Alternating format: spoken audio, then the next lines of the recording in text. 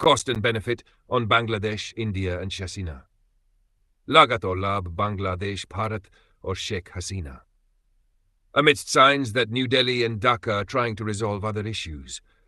ऐसे संकेतों के बीच कि नई दिल्ली और ढाका अन्य मुद्दों को सुलझाने की कोशिश कर रहे हैं that have marred their ties in the last few months, जिन्होंने पिछले कुछ महीनों में उनके संबंधों को खराब किया है. The issue of Bangladesh's demand that India extradite Sheikh Hasina remains intractable. Bangladesh की ये मांग कि भारत शेख हसीना को प्रत्यर्पित करे अब भी जटिल बनी हुई है, with neither side budging, जहां दोनों पक्ष झुकने को तैयार नहीं है. In December, Indian Foreign Secretary Vikram Misri was able to convey during his Dhaka visit. दिसंबर में भारतीय विदेश सचिव विक्रम मिश्री अपने ढाका दौरे के दौरान ये बताने में सक्षम थे that India remains a friend, कि भारत एक मित्र बना हुआ है. He also reaffirmed the continuity in ties in trade, energy. उन्होंने व्यापार, ऊर्जा में संबंधों की निरंतरता को भी पुनः पुष्टि की. Infrastructure and connectivity, infrastructure और connectivity में. The two sides appear to have calmed the situation at the border as well. दोनों पक्षों ने सीमा पर स्थिति को भी शांत किया है. Finally, the government indicated to a parliamentary committee that while Ms. Hasina remains in Delhi as India's guest, आखिरकार सरकार ने एक संसदीय समिति को संकेत दिया कि जब तक सुश्री हसीना दिल्ली में भारत की अतिथि के रूप में है, it had no truck with her political pronouncements and messages targeting Mr. Yunus.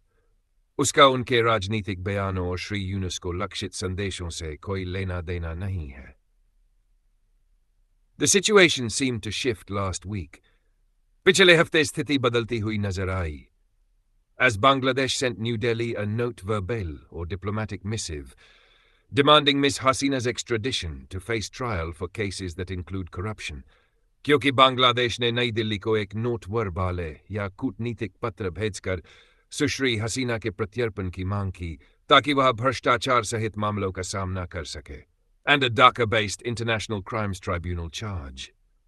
और ढाका स्थित अंतर्राष्ट्रीय अपराध न्यायाधिकरण का आरोप that she had perpetrated crimes against humanity in ordering a police crackdown on student protesters. कि उन्होंने छात्र प्रदर्शनकारियों पर पुलिस कार्रवाई का आदेश देकर मानवता के खिलाफ अपराध किया. The India-Bangladesh Extradition Treaty of 2013, amended in 2016, Bharat-Bangladesh प्रत्यर्पण संधि 2013, जिसे 2016 में संशोधित किया गया था, sets out the course of procedures quite clearly. प्रक्रियाओं के पाठ्यक्रम को बहुत स्पष्ट रूप से निर्धारित करती है, which needs to be pursued through a more formal representation from Bangladesh to India, जिसे बांग्लादेश द्वारा भारत को अधिक औपचारिक प्रतिनिधित्व के माध्यम से आगे बढ़ाने की आवश्यकता है. The note verbal appears to be meant only to assuage domestic political constituencies. नोट वर्बाले केवल घरेलू राजनीतिक क्षेत्रों को शांत करने के उद्देश्य से प्रतीत होता है.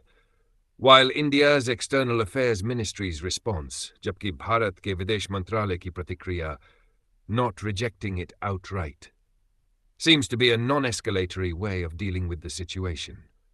इसे सीधे खारिज नहीं करना, स्थिति से निपटने का एक गैर उत्तेजक तरीका लगता है. Legalities of the request can be the subject of protracted negotiations.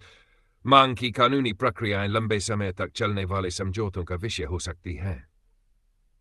It is important to ensure that the issue does not hold India-Bangladesh relations hostage. यह सुनिश्चित करना महत्वपूर्ण है कि यह मुद्दा भारत-बांग्लादेश संबंधों को बंधक न बनाए. The Yunus government must understand Yunus सरकार को समझना चाहिए that the history of India's relationship with Ms. Hasina and her family is forged in the sacrifices made in both countries for the liberation of Bangladesh. कि सुश्री हसीना और उनके परिवार के साथ भारत के संबंधों का इतिहास बांग्लादेश की मुक्ति के लिए दोनों देशों द्वारा दिए गए बलिदानों में निहित है. The assassination of her father, Sheikh Mujibur Rahman, and members of her family in 1975, उनके पिता शेख मुजीबुर रहमान और उनके परिवार के सदस्यों की 1975 में हत्या, and her first exile in India, और भारत में उनका पहला निर्वासन ने इस संबंध को मजबूत किया. It is futile to expect that India would simply hand Ms. Hasina over. यह सोचना व्यर्थ है कि भारत सुश्री हसीना को आसानी से सौंप देगा. when she has sought refuge here, जब उन्होंने यहाँ शरण ली है, and no amount of coercive pressure could force an Indian government to comply. और कोई भी दबाव भारतीय सरकार को इसे मानने के लिए मजबूर नहीं कर सकता. The decision to shelter the Dalai Lama in 1959, 1959 में दलाई लामा को शरण देने का निर्णय, for example, has not wavered despite Chinese pressure. उदाहरण के लिए, चीनी दबाव के बावजूद भी नहीं डगमगाया. Furthermore, bringing Miss Hasina to account is not the mandate of the interim regime. इसके अलावा, सुश्री हसीना को जवाबदेह बनाना अंतरिम सरकार का अधिकार नहीं है and should be pursued by a government duly elected by the Bangladeshi people. और इसे बांग्लादेशी लोगों द्वारा विधिवत निर्वाचित सरकार द्वारा ही आगे बढ़ाया जाना चाहिए. In Delhi, there must be a recognition that the actions of Ms. Hasina's government have scarred the nation. Delhi में ये मान्यता होनी चाहिए कि सुश्री हसीना की सरकार की कार्रवाइयों ने देश पर गहरा प्रभाव डाला है. The fact that she is making political statements, ये तथ्य कि वह राजनीतिक बयान दे रही है, with ease from Indian soil is likely to embitter ties.